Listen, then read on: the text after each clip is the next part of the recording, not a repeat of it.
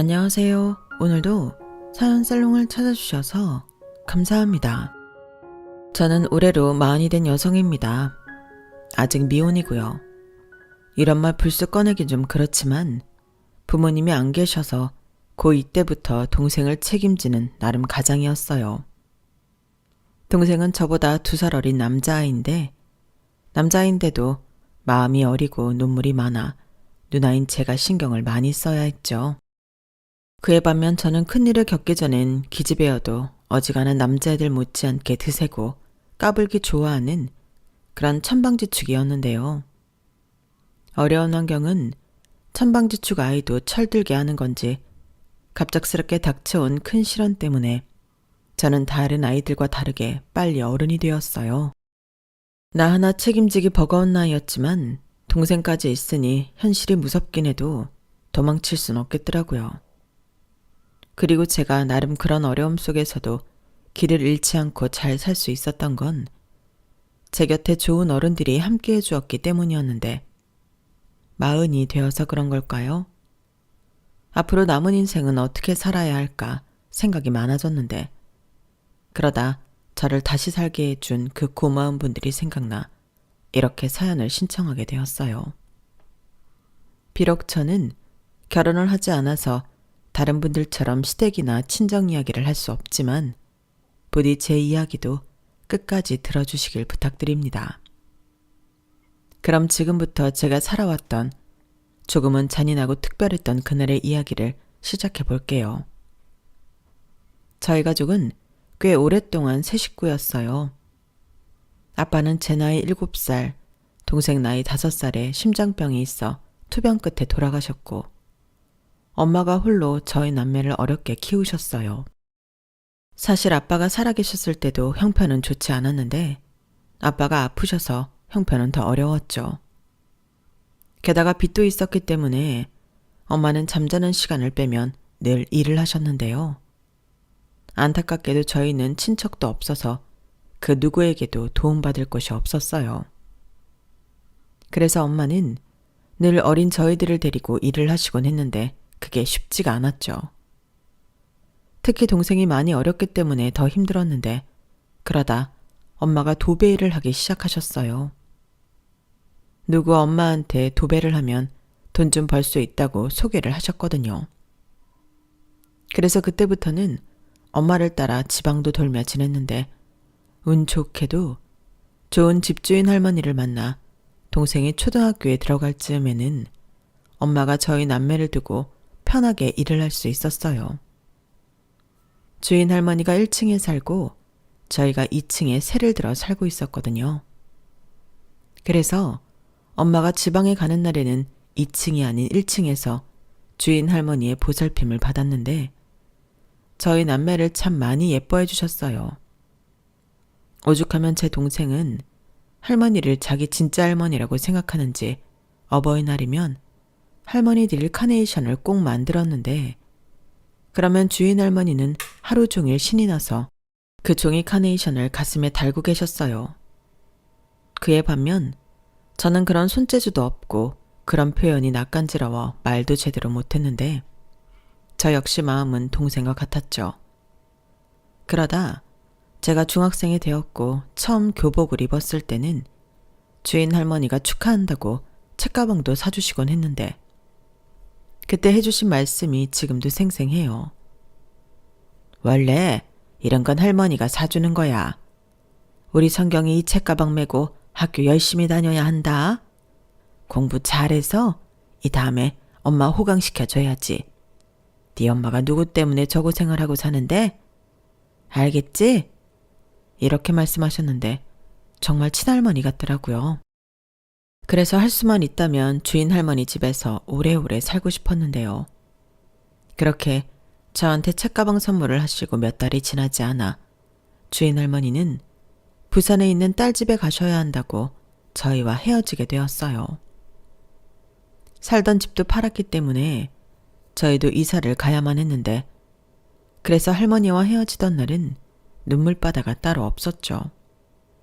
특히 제 동생이 엄청 울었어요. 그래서인지 할머니도 발이 떨어지지 않아 동생을 안고 한참을 달래셨는데 할머니가 평상시에도 건강이 그다지 좋진 않으셨거든요. 수술도 두어 차례 받으시면서 병원에 계시던 날도 있었는데 더는 혼자 계시게 할 수 없다고 판단하셨는지 할머니 자식들이 최대한 가까운 곳에서 함께 지내자고 성화를 부렸다고 하셨어요. 저희 엄마도 그게 맞다고 하셨고요. 그땐 왜 저런 말을 하지?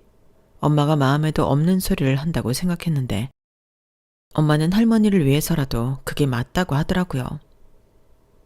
아유, 이 이쁜 것들을 앞으로 못 봐서 어쩌노. 선재랑 성경이 할미 없어도 잘 지내야 한다.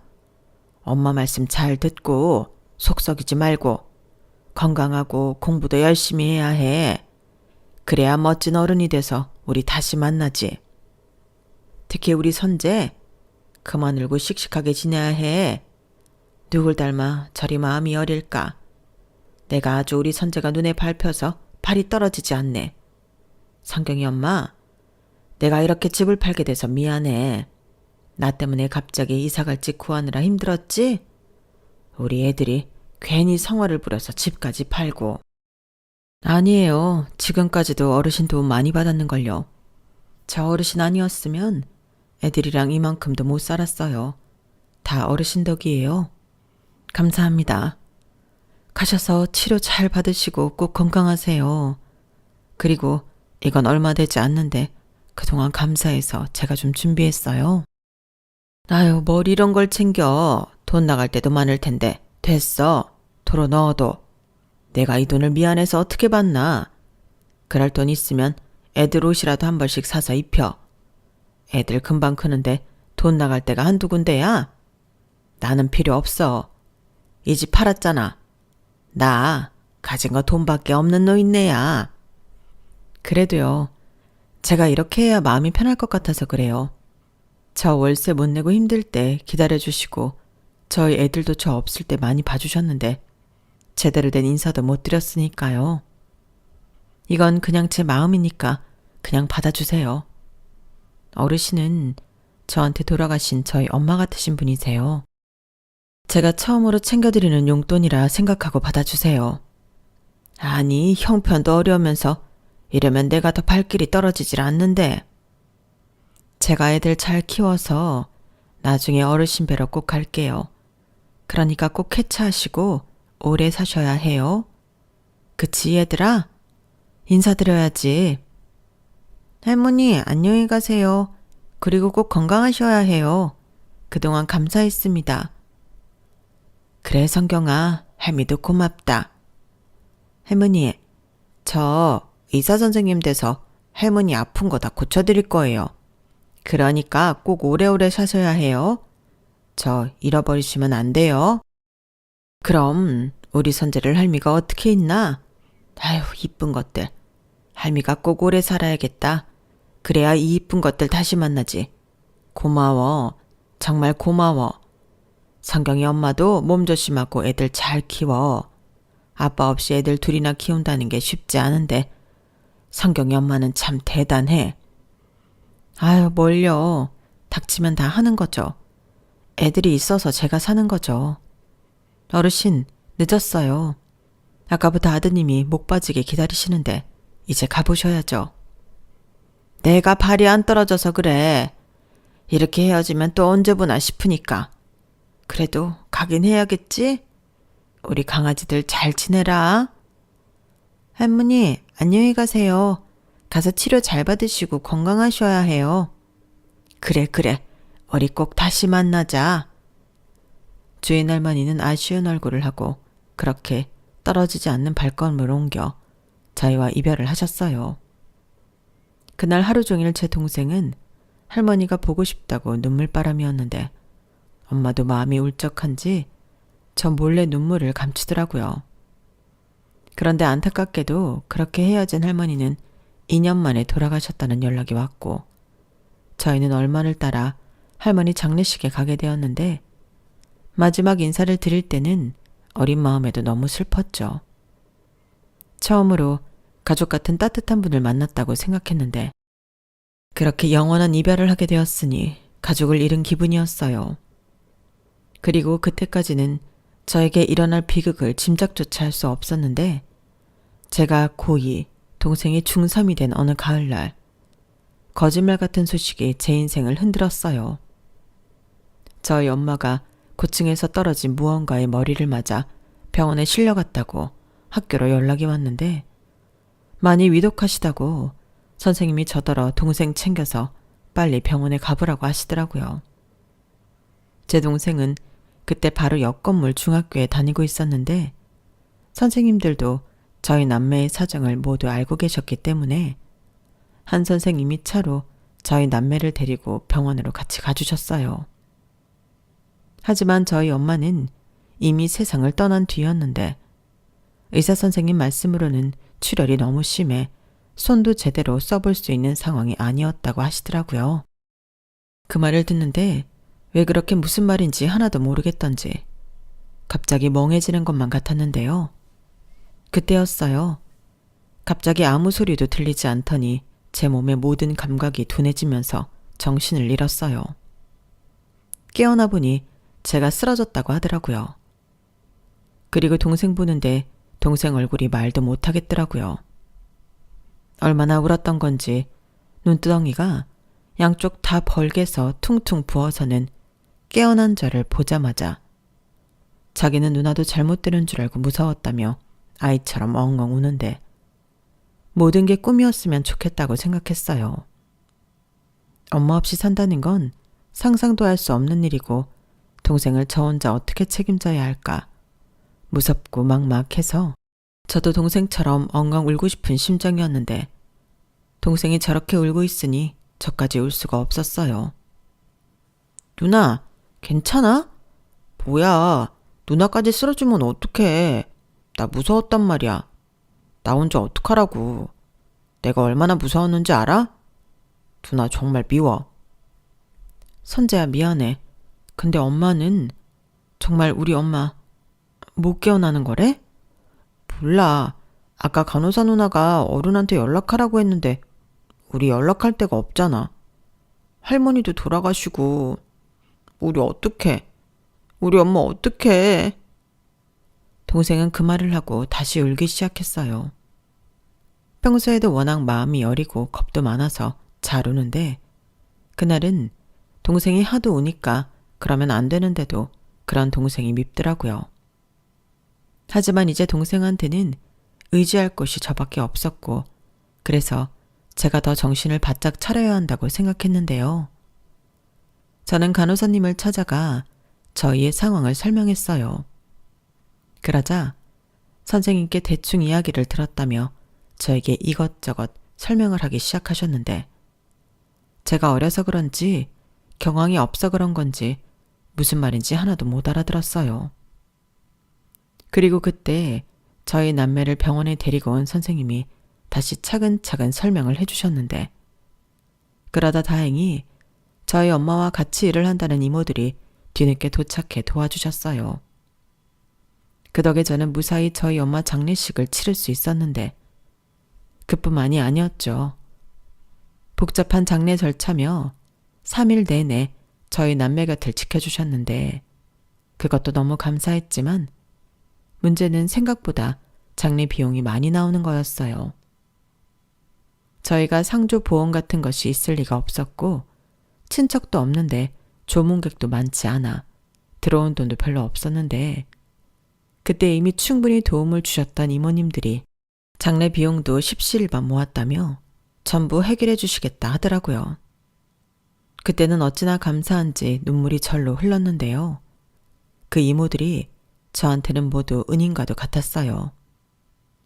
그러다 한 이모님이 저에게 남은 돈이라며 봉투를 하나를 건네주셨고 조심스럽게 이런 말씀을 하셨는데요.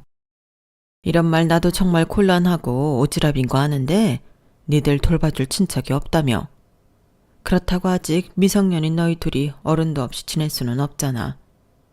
너희들 시설에 가는 건 어떠니? 그럼 이모가 한번 알아볼게. 학교는 계속 가야 하잖아. 네? 시설이요?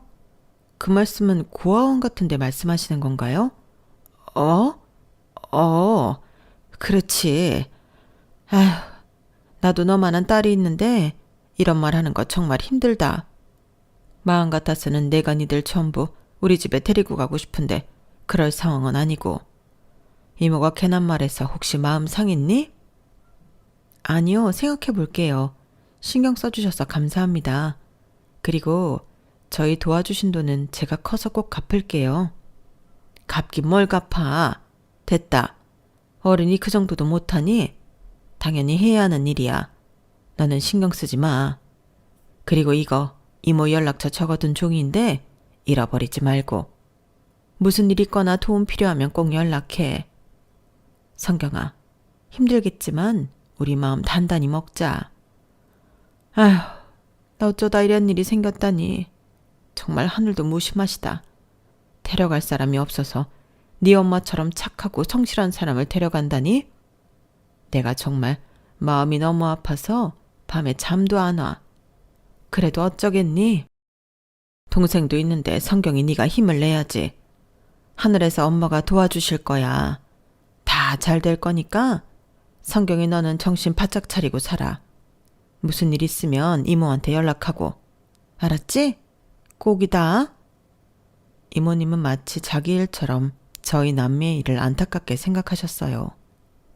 그리고 엄마의 장례가 모두 끝나고 그 이후에도 여러 차례 저희에게 먼저 연락하시고 반찬이며 이것저것 챙겨주셨는데 역시나 문제는 저희 거처였어요. 저희가 살던 곳이 월세였는데 월세 낼 돈도 없고 계속 보증금만 까먹고 살 수는 없으니 정말로 시설에 가야 할지 말아야 할지 결정을 하긴 해야겠더라고요. 그런데 이 울보 동생은 또 누나랑 헤어지기라도 하면 어떡하냐고 막무가내로 시설엔 안 가고 싶다고 고집을 부렸는데 참 난감했어요. 저라고 동생이랑 헤어지고 싶은 마음은 눈꽃만큼도 없었으니까요. 하지만 역시 학교를 생각하면 시설밖에는 없는 것 같았는데요. 저도 저지만 저는 동생만큼은 꼭 대학에 보내고 싶었어요. 야, 김선재, 너 누나 말 똑바로 들어. 시설에 간다고 해도 누나는 금방 성인 되니까 너보다 빨리 나올 거야. 그럼 누나가 밖에서 일해서 자리 잡고 너 기다리고 있을 거니까 딱 3년만 참아. 이제 제발 울지 좀 말고 독해지라고. 나도 아는데 마음이 그렇게 안 되는 걸 어떡해. 무섭단 말이야. 나도 무서워. 누나는 뭐 아무렇지 않은 줄 알아? 근데 네가 그렇게 울고 징징거리면 누나도 불안해서 미칠 것 같아.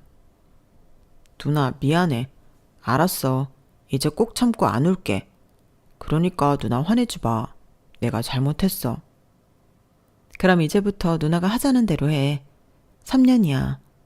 만약 정말로 다른 시설로 가게 돼서 우리 떨어져 지내야 한다고 해도 딱 그때까지만 참고 기다려.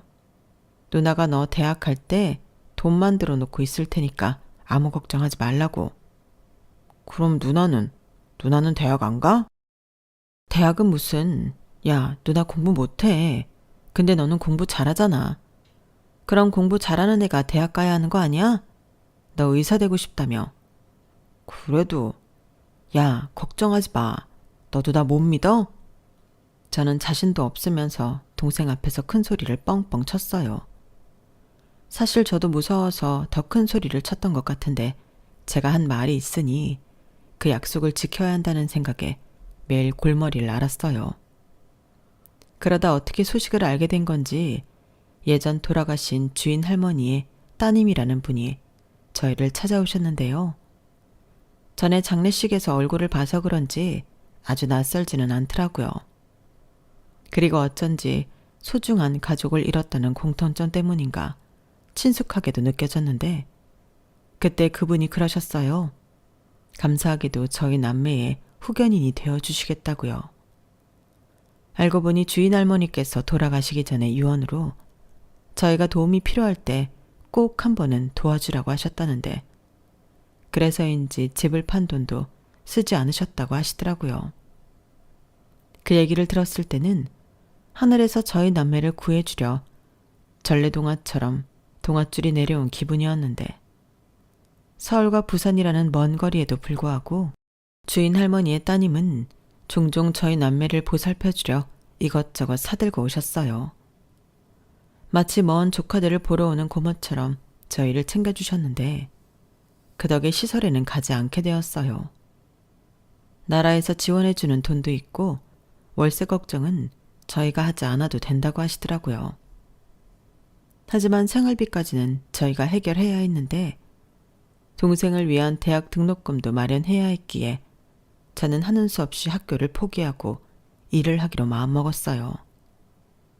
하지만 부모님도 안 계시고 미성년자인 저를 고용해주겠다는 곳은 단 한 곳도 없었는데 세상이 정말 호락호락하지 않더라고요. 그러다 저희 동네랑은 거리가 꽤 있는 한 시장 근처 골목을 들어가게 되었고 거기엔 할머님이 혼자 운영하는 식당이 있었어요. 순간 배가 갑자기 고파지는 것 같았는데 돈이 없어서 가게에 들어갈 수 없었죠. 그런데 사골 우리는 냄새가 어찌나 좋은지 입안에 침이 고였는데요. 그렇게 한참을 식당 앞에 서 있었는데 그때 써붙인 지 오래된 것 같은 종이가 보이더군요. 읽어보니 초보 가능, 학력 무관, 성실한 사람만 지원 바람이라고 적혀 있었는데 여기라도 일할 수 있으면 너무 좋겠다는 생각에 저는 용기를 내서 식당 안으로 들어갔어요. 그러자 사장님으로 보이는 할머니는 대뜸 밥 먹으러 왔어? 거기 앉아. 우리는 국밥밖에 없어. 라며 갑자기 반말을 하셨는데요. 저는 밥 먹으려고 온 게 아니고요. 그게 뭐야? 손님이 아니야? 그럼 뭐하러 왔어? 나는 잡상인 사절이야. 나가. 그게 아니고 사람 구하신다고 붙어 있어서. 아, 네가 하게? 딱 보니까 비리비리한 게 힘도 없어 보이고. 너 몇 살이야? 민증 좀 까봐. 저는 떨리는 손으로 주민등록증을 지갑에서 꺼냈어요. 다행인 게 제가 만 17살이 넘어서 주민등록증이 있었거든요. 그래서 마치 어른이라도 된 듯 주민등록증을 꺼내드렸는데 할머니는 주민등록증과 저를 번갈아 보면서 인상을 팍 쓰셨어요. 그리고는 제 나이를 계산해 보는 듯 그럼 나이가 몇 살인 거야? 아직 미성년자네? 라고 하셨는데요. 그 말을 듣는데 역시나 여기도 안 되겠구나 싶었죠. 그래서 맞다고 죄송하다고 근데 사정이 좀 있어서 일자리가 꼭 필요하다고 이야기를 하기 시작했는데 할머니는 제 이야기를 꽤나 관심 있다는 듯 들으셨어요. 그리고 이윽고 무슨 사정이 있어 학생이 학교도 안 가고 일을 하냐고 물어보셨는데요. 저는 지푸라기라도 잡고 싶은 심정으로 엄마가 돌아가시고 후견인의 도움으로 시설에는 가지 않게 되었지만 2살 어린 동생이 있어 돈을 벌여야 한다는 이야기를 했어요. 그러면서 동생이 공부를 참 잘하는데 꼭 대학에 보내고 싶다는 말까지 어쩌다 보니 하게 되었는데 그러자 잠시 생각에 잠긴 듯한 모습을 하시던 할머니는 좋다며 저더러 온 김에 오늘 당장 일을 시작하라고 하시더군요. 그땐 참 아무것도 모르고 뛸 듯이 기뻤어요. 하지만 그런 기쁨도 잠시 할머니, 아니 사장님은 정말이지 지독한 분이셨는데 오늘 제가 첫날이라는 건 중요하지 않다는 듯 주방에 허드렛 일부터 쓰레기 치우는 것까지 저를 한시도 쉬지 못하게 하셨어요. 막말로 요즘 같으면 악덕 고용주로 신고를 당해도 몇 번을 당했을 정도인데 왜 그렇게 식당에 일하는 사람이 없는 건지 첫날부터 너무 잘 알겠더라고요. 나중에 알고 보니 실제로 그 사장님 식당은 3일을 버틴 사람이 없는 그런 곳이었는데 그런 와중에도 사장님은 뭐 하나 아쉬운 게 하나도 없어 보였어요. 그래도 그 식당이 나름 단골 손님도 꽤 있어 바쁠 때는 엄청 손이 필요한 곳이었는데 그럴 때는 나름 사장님의 영업 방식이 있긴 했죠. 나 바쁘니까 다 먹은 건 여기 앞에다 가져다 놓고 테이블도 닦고 가라. 라며 손님도 막 부려먹는 분이 저희 사장님이셨는데 거기에 말투며 행동은 또 어찌나 쌀쌀맞고 무서운지 단골 손님은 기분이 나쁘지 않은 건가 처음엔 정말 신기했어요. 하지만 단골 손님들은 대수롭지 않은 것처럼 늘 좋은 얼굴로 사장님이 시키는 대로 기꺼이 하고 현금인 손님들은 계산까지 알아서 하고 가셨는데 얼마나 신뢰가 두터우면 저럴 수 있을까 사장님을 알다가도 모르겠더군요. 그런데 식당이라는 곳이 항상 단골만 있는 건 아니잖아요. 당연히 처음 와서 식사를 하는 손님도 계신데 사장님 포스가 얼마나 대단한지 손님들이 자기 돈을 내고 밥을 먹으면서도 그렇게 사장님 눈치를 봤어요. 그런데 거기서도 참 신기한 건 그 와중에도 음식 맛은 좋아서 한 그릇을 싹싹 비우고 가신다는 거였는데 그 맛을 잊지 못하겠다고 다음에 또 오시고 또 오시다 단골이 되더군요. 이거 가지고 가. 내가 손이 너무 커서 너무 많이 만들었네. 지난번에 보니까 이거 좋아하더만. 싫으면 말고. 이런 친달의 모습도 보이곤 하셨는데 그 말은 거짓말인 걸 제가 알거든요. 그날 아침 유독 그 반찬을 많이 했는데 손님이 오자마자 얼씨구나 하고 저더러 한 봉지 싸두라고 말씀하셨어요. 하지만 늘 말씀은 퉁명스럽게 하셨는데 아마도 쑥스러워서 그런 거겠죠. 그리고 저도 직원식 점심으로 그 국밥을 먹었는데 매일 먹어도 질리지 않을 만큼 국밥이 참 맛있었어요. 그리고 일한 지 일주일이 되었을 때 사장님이 처음으로 저에게 칭찬을 해주셨는데요. 말이 칭찬이지 모르는 사람이 들으면 오해할 수 있을 정도로 약간 뉘앙스나 말투는 이상했어요.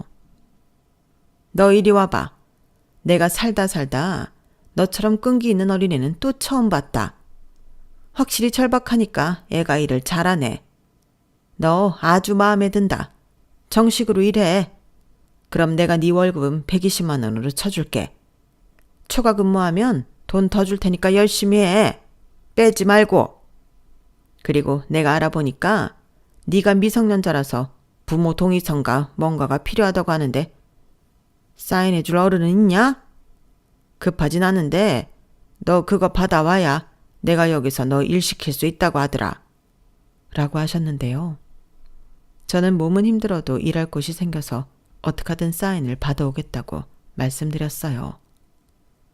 그렇게 저는 고민 끝에 후견인인 부산의 할머니 딸에게 부탁해 사인을 팩스로 받았는데 그 덕에 정식으로 식당 직원이 될 수 있었어요. 그런데요.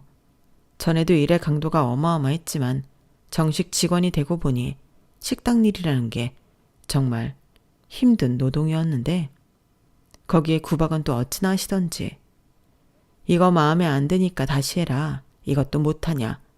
저에게 매일같이 화를 내시는데 그렇게 구박만 받다 보니 성격이 점점 소심해지더라고요. 제가 원래 말도 많고 덤벙거릴지언정 행동이 굼뜨거나 하진 않는데 하도 혼이 나니까 생각하느라 시간이 많이 걸렸거든요. 그럼 또 기다렸다는 듯이 빨리 못하냐고 불호령이 떨어졌는데 여기가 아니면 큰돈을 벌 수 있는 곳이 없다고 생각한 저는 이를 악물고 버틸 수밖에 없었어요. 하지만 그런 저에게도 참기 힘든 일이 있었는데 그건 바로 근무 시간을 사장님 마음대로 한다는 거였어요. 엄연히 약속한 근무 시간이 있는데 사장님은 마치 그런 게 어딨냐는 듯 저를 마구 부려먹더라고요. 예를 들면 손님이 없는 날은 저더러 김치 담글 거니까 1시간 더 하고 가라고 한다던가 갑자기 청소를 하라며 저를 늦게까지 붙잡으셨는데 물론 늦게까지 일을 하면 돈이야 준다고 하지만 이렇게 매일 근무 시간을 넘기다 보니 저도 그게 너무 힘들었어요. 집에는 동생만 있었고 동생 끼니도 챙겨줘야 하는데 주인 할머니는 동생이 애도 아니고 무슨 밥을 챙겨주냐며 잔말하지 말고 일을 하라고 저에게 다그치셨죠. 그리고 한 번은 제가 이렇게는 계속 초과 근무 못한다고 용기를 내서 말을 한 적이 있었는데요. 저는 그때 사장님한테 들은 말 때문에 식당을 그만둘 생각을 하게 되었어요. 그 말이 뭐였냐면요. 왜? 너 돈 필요한 거 아니었어? 너는 집에서 일찍 오라고 하는 부모도 없잖아.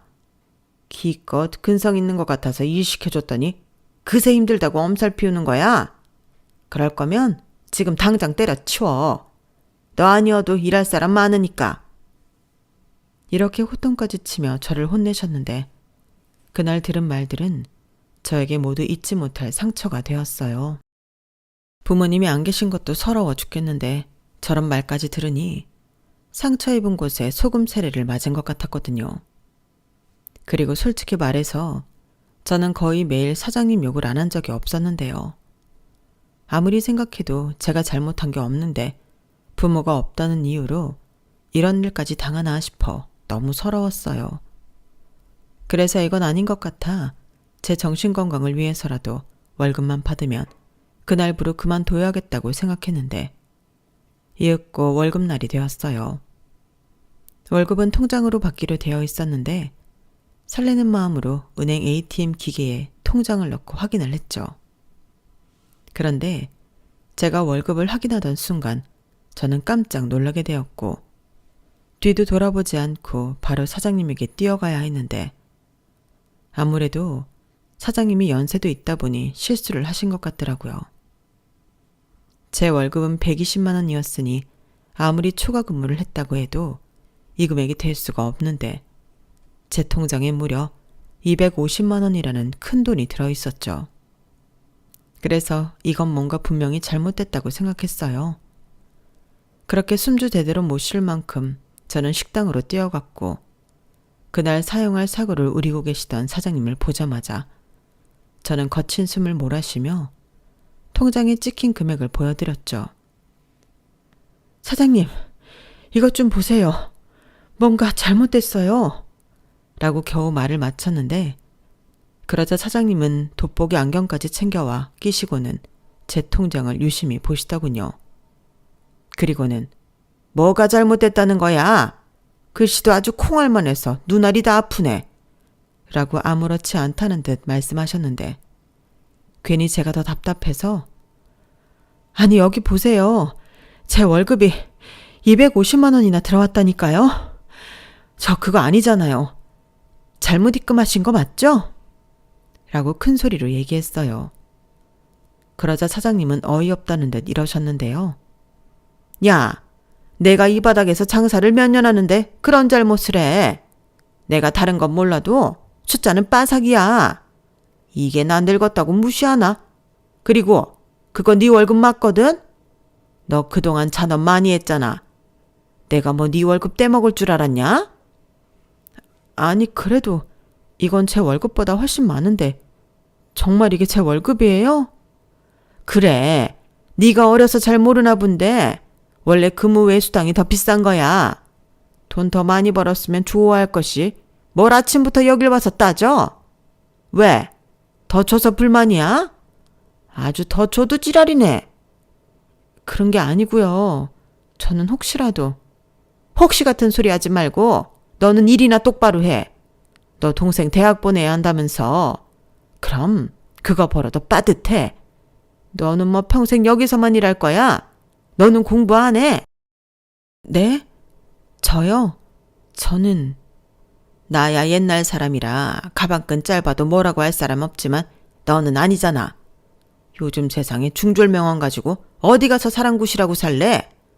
너 2시간 늦게 출근해도 되니까 이번 달부터는 검정고시 준비해.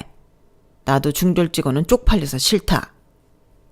사장님, 저 여기 들어올 때 학령 무관이었는데 그리고 2시간이나 늦게 출근하면 월급이 아이고, 아까는 너무 많다고 지랄하더니 이젠 월급 줄어들까 봐 그러냐? 그건 걱정하지 마라. 내가 아무렴 이 나이에 직원 월급 깎으려고 꼼수 부리겠냐? 그리고 내 가게는 이제부터 학령 무관 아니야. 고졸 이상이야. 그럼 저는 너 잘리기 싫지? 그니까 기쓰고 공부해. 동생 생각하는 네 마음은 기특하지만 네 동생이 네 인생을 책임져 주지 않는다. 내가 너 어떡하든 너 일 시켜서 월급 따박따박 챙겨줄 테니까 너는 공부 열심히 하고 내 식당에서 시키는 일이나 똑바로 해. 그리고 오늘은 첫 월급 받은 날이니까 일찍 가라. 동생이랑 그 뭐냐 통닭이라도 하나 튀겨가서 먹어. 통닭값은 이따 내가 따로 줄 테니까. 저는 뜻밖의 사장님의 호의에 어안이 벙벙했어요. 그동안 제가 알고 있던 사장님은 말도 행동도 그저 무서운 사람이었는데 실상은 누구보다 저를 생각하고 조금이라도 도와주고 싶어 자기만의 방식을 고수하신 분이셨어요. 그리고 실컷 미워했던 지난날들이 너무 죄송하기만 했는데 그래서인지 눈물이 갑자기 흘렀어요. 지금까지 대놓고 저한테 잘해주는 어른들은 많았지만 이렇게 아닌 척하면서 저를 챙겨주는 분은 처음이었거든요. 그리고 사장님은 제 눈물에 당황하셨는지 전에는 보지 못한 당황한 모습을 보이면서 왜 우냐고 울 거면 나가서 울라고 어쩔 줄을 몰라 했는데 그제야 사장님이 어떤 분인지 알 것 같았어요. 말은 거칠고 차갑게 행동하셔도 그 누구보다 정 많고 따뜻한 분이라는 걸 비로소 알게 되었죠. 그래서 그 이후부터는 다 저를 위해 하시는 말이라고 생각하고 사장님을 믿고 따르며 열심히 공부하고 일도 했는데요. 엄마가 돌아가시고 무서웠던 세상이 처음으로 무섭지 않게 되었어요. 사장님이라는 어른이 제 옆에 있으니 세상 그렇게 든든할 수가 없더라고요. 그리고 제가 1년의 준비 끝에 검정고시를 보고 합격한 날에는 그 누구보다 기뻐하셨는데요. 그게 다 사장님 덕분이었어요. 제가 충분히 공부할 수 있도록 시간을 빼주셨고 전처럼 초과 근무를 시키시면 택시를 타고 가라면서 택시비도 지어주시곤 했는데 제 월급은 점점 많이 챙겨주시더라고요. 네가 이제 일을 잘하니까 내가 보너스 주는 거야. 원래 한 만큼 받아가는 거다. 라고 말씀하셨는데 그땐 저도 알고 있었죠. 일부러 조금이라도 더 챙겨주시려 그런다는 걸요. 그래서 저도 이젠 사장님이 먼저 말을 하지 않아도 남아서 일을 자처했고 사장님은 수능 공부해야 하니 저더러 빨리 퇴근하라고 성화를 부리셨는데 어느 순간부터는 상황이 바뀌었더라고요. 저는 일을 더 하겠다. 사장님은 쓸데없는 시간 낭비하지 말고 들어가서 동생 챙기고 공부하라고요. 정말 웃기죠? 그리고 후견인인 할머님 따님도 또 엄마와 함께 일하셨던 이모님도 사장님이 제 옆에 있어 정말 다행이라며 감사 인사를 전하기도 하셨는데 그때부터 알았던 것 같아요. 이 어른들이 저를 무너지지 않고 동생이랑 살 수 있도록 저를 지탱해 주었다는 것을요. 그래서 그때부터는 보답을 하기 위해서 일을 악물었는데 그 결과 동생과 저는 나란히 서울의 이름만 얘기해도 다 아는 명문대에 합격하게 되었어요. 게다가 동생은 장학금을 받으며 의대에 입학했는데 그 덕에 제가 모은 돈은 저의 등록금으로 사용하게 되었죠. 그땐 동생한테도 너무 고마워 동생을 안고 펑펑 울었는데 제가 돈 벌고 공부한다고 동생을 잘 못 돌본 사이 동생은 듬직한 남자가 되어 있었어요. 생각해보니 울기만 하던 동생은 엄마가 돌아가신 이후로 한 번도 울지 않았는데 제가 이를 악물고 버티는 동안 동생도 제 버팀목이 되기 위해 공부에 목숨을 걸었다고 하더라고요. 그래서 자기가 의사가 되어 돈을 많이 벌면 저를 자유롭게 살게 해주고 싶었다고 했는데 그러면서 누나도 꼭 다시 공부할 수 있도록 자기가 해주고 싶었다며 혼자 마음을 많이 썼던 것 같았어요. 그리고 제가 검정고시를 보고 또 자기랑 같이 대학에 입학하니 동생도 너무 잘 됐다며 저를 꽉 안아줬는데 그 품이 어찌나 넓고 따뜻한지 사장님이 남매가 보기 좋다며 용돈도 두둑히 챙겨주셨어요. 그리고 마치 저희 가족처럼 저희 입학식에 사진도 같이 찍고 함께 축하하며 선물 같은 하루를 보냈는데 그때 사장님이 그러셨어요. 성경아, 이제 너 대학도 갔으니 내 식당엔 그만하라. 너 해고야. 라고 하셨는데 그때 제 심장이 쿵 하고 떨어지는 것 같았어요. 사장님, 저 해고하시는 거예요? 왜요? 왜긴 부담스러우니까 그렇지. 대학생이 왜 내 식당에서 일을 해? 그리고 너 이제 학교 다녀야지. 남들처럼 연애도 좀 하고 예쁘게 꾸미고. 넌 기집애가 그런 거 하고 싶지 않냐? 맨날 옷도 그게 뭐야? 싫어요. 저 사장님 가게에서 일하는 거 좋아한단 말이에요. 연병알, 좋긴 뭐가 좋아. 이제 나도 힘들어서 장사도 쉬엄쉬엄 할 거야. 늦게까지 안 하고. 그 뭐냐? 뭐라고 했는데? 아무튼 식당 문 일찍 닫고 나도 놀러 다닐 거다. 거짓말. 사장님이 무슨 놀러를 다녀요. 친구도 없으면서. 원래? 네가 내가 친구가 있는지 없는지 어떻게 알아? 다 알아요. 그리고 이제 사장님 가게 저 없으면 안 돌아가요. 이건 또 무슨 귀신 씨나라 까먹는 소리야. 왜? 왜 내 식당이 너 없다고 안 돌아가냐? 원래 사람이 들어온 자리는 몰라도 나간 자리는 티가 팍 나는 거거든요. 예전처럼 많은 시간을 일하지 못해도 저 저녁 장사는 도와드릴 수 있어요. 저도 돈 벌어야죠. 다음 학비도 그렇고 생활비도 필요하고. 그래서 과외하라고. 싫어요. 이제 공부 지긋지긋해. 대학생이 공부가 지긋지긋하면 어쩌자는 거야? 아무튼 안 돼. 무슨 애가 이렇게 껌딱지 마냥 안 떨어지려고 그래. 사장님, 저희 누나 좀 봐주세요. 저희 누나가 사장님 엄청 좋아해서 그래요. 집에 와서도 하루 종일 사장님 얘기만 하는데. 아마 사장님 가게 못 가면 저희 누나 우울증 걸릴걸요? 저도 부탁드려요. 이 남매가 쌍으로 왜 이러나? 그리고 뭐 때문에 내 얘기를 하루 종일 해? 성경이 너 혹시 내 뒷담화 까냐? 비밀이에요. 그러게 저한테 좀 잘해주세요. 저게 진짠가 보네. 나 참.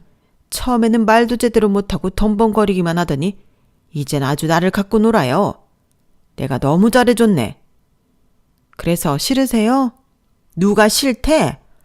아유, 내가 말년에 이게 뭔 짓이야. 아무튼 둘 다 이제 시작이다. 대학 공부 빡시게 하고 취업도 잘해야지.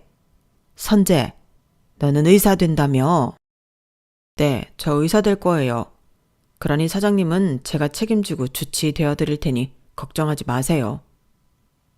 듣던 중 든든한 소리네. 내가 늙어서 안 아픈 데가 없거든. 그럼 앞으로 부탁 좀 해. 성경이 너는? 그럼 학교 끝나고 3시간만, 주말엔 쉬고. 알겠냐? 이 이상은 나도 안 돼.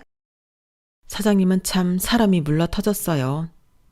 말로는 안 된다, 싫다고 하지만 정작 속은 아니었는데, 그래서 더 저는 사장님이 좋았어요. 하늘에서 엄마가 보내주신 엄마 대신 같았는데, 그래서 더 사장님에게 손녀 같은 존재가 되고 싶었죠. 전에는 몰랐는데 할머니는 딸이 하나 있었는데 그 딸이 이른 나이에 병으로 세상을 떠나 가족이 없는 분이셨거든요. 그러니 가족이 없는 사장님과 부모가 없는 제가 만난 거였는데 그래서였을까요? 처음부터 사장님은 저를 품어주셨는데 그 방식이 좀 거칠고 낯설 뿐 그 누구보다 저를 위하고 사랑해 주셨어요. 그걸 시간이 지나면서 더 많이 알게 되고 느끼게 되었는데 그런 사랑을 받은 제가 무너질 리가 없었죠. 그렇게 시간이 흘렀어요. 4년 동안 휴학하지 않으려고 진짜 무진장 노력하며 살았는데 동생은 국시를 보고 인턴이 되었고 저는 유명한 식품 대기업에 들어가 신제품 개발 연구원이 되었어요. 사장님 옆에서 지내다 보니 진로도 저절로 그쪽으로 마음이 가더라고요. 그리고 이건 비밀인데 사장님이 제 연구에도 많은 도움을 주셨어요. 아무리 가방끈이 짧다고 해도 한 분야에서 50년 넘게 일을 했는데 따라올 전문가는 없더라고요. 그래서 수석 연구원이 된 지금도 저는 일하다 막히는 부분이 있으면 뽀로로 사장님을 찾아가는데요. 사장님은 이제 식당도 정리하고 쉬는데 제가 자기를 귀찮게 괴롭힌다며 싫은 척하지만 좋아하세요. 다른 분한테 들었는데 그렇게 나가서 제 자랑을 하고 다니신다고 하더라고요. 하지만 저한테는 언제나 그렇듯 잔소리하고 뭐가 불만인지 맨날 마음에 안 든다고 뭐라고 하시는데 이젠 저한테 결혼 안 하냐고 잔소리가 아주 대박입니다. 아, 제 동생 상대도 사장님이 골라주셨어요. 정말 요즘 여자 같지 않게 착하고 참했는데 저도 마음에 쏙 들더라고요. 그리고 한 번 자리를 만들어줬을 뿐인데 지들이 눈이 맞아 연애하고 얼마 전 결혼까지 하게 되었는데요. 사람의 인연이라는 게 정말 신기해요. 제가 할머니 식당에 일을 하고 또 은혜를 입은 것도 모자라 가족까지 찾아주셨는데 이걸 다 어떻게 갚아야 할지 아무래도 제가 더 열심히 살아서 성공해야 할 것 같죠? 사장님은 제가 시집가서 잘 사는 모습을 보여주는 게 은혜 갚는 거라고는 하시는데 그건 저 혼자 원한다고 할 수 있는 게 아니잖아요. 그리고 동생의 결혼식은 저희 남매를 걱정해주고 챙겨주신 고마운 분들을 모두 초대해 뜻깊은 자리로 만들었는데 새삼 이 어른들이 안 계셨다면 우리 남매는 어떻게 살았을까 상상만 해도 무섭기만 했어요. 그리고 저희 남매의 세상을 바꿔준 고마운 분들에게 저는 지금도 갚을 것이 많다고 생각하는데 아마 평생을 갚아도 다 갚을 수는 없겠죠. 그래서 할 수만 있다면 저도 그분들처럼 누군가를 위해 기꺼이 손을 내밀 수 있는 그런 어른이 되고 싶은데요. 물론 쉬운 일은 아니겠죠. 하지만 저는 멘토들이 너무 많으니 잘할 수도 있을 것 같은데. 그렇잖아요. 한 분도 아니고 이렇게 많은 분들을 곁에 둘 수 있는 사람이 저 말고 또 누가 있겠어요. 그러고 보면 저는 참 복도 많은 사람인데 그것도 모르고 저는 제가 세상에서 가장 불쌍하고 불행한 아이라고 생각했으니 인생사는 아무도 모른다는 게 꼭 맞는 말인 것 같아요. 그리고 이젠 사장님이 아닌 저희 남매의 할머니가 되어주신 제 인생의 은인에게도 받은 것 이상의 효도를 할 생각인데요. 다행히 내일 모레 아안을 바라보는 연세에도 저희 할머니는 정정하십니다. 제 동생이 어찌나 세심하게 케어를 하는 건지 할머니 말로는 회춘하고 있는 것 같다고 하셨어요. 그래서 바람이 있다면 저희 할머니가 더 많이 회춘하셔서 저희 남매 곁에 오래오래 계셔줬으면 좋겠는데 혹시 또 모르죠. 제가 늦게나마 제 짝을 만나 할머니가 그토록 바라시는 대로 예쁜 가정을 꾸릴 수 있을지도요. 그러니 앞으로 어떻게 될지 모르는 인생 최선을 다해 감사한 마음으로 살아가도록 하겠습니다. 그리고 끝으로 이 자리를 빌어 저를 다시 살게 해준 고마운 분들께 감사의 뜻을 전하고 싶은데요. 받은 게 너무 많아서 어떻게 다 갚아야 할지 모르겠지만 제가 평생 효도하면서 살 테니 모두 건강하시고 행복하셨으면 좋겠습니다. 행복은 나누면 배가 된다고 하잖아요. 저는 앞으로 더 많이 나누고 더 많이 행복한 사람이 되려고요. 이상 제 사연은 여기까지였어요. 제 사연 어떻게 들으셨는지 모르겠는데 부디 제 마음이 잘 전달되었길 바라보며 제 이야기를 여기서 마치도록 하겠습니다. 지금까지 사연 들어주셔서 대단히 감사드려요. 늘 건강하시고 행복하시길 바라겠습니다. 겨울이 지나면 봄이 오듯 여러분들의 소중한 일상에도 따뜻한 봄이 찾아가길 기원하며 안녕히 계세요. 여러분, 사연 댓글에 응원과 현명한 조언 부탁드려요. 좋아요와 구독은 저에게 큰 힘이 됩니다. 오늘도 좋은 일 가득하세요.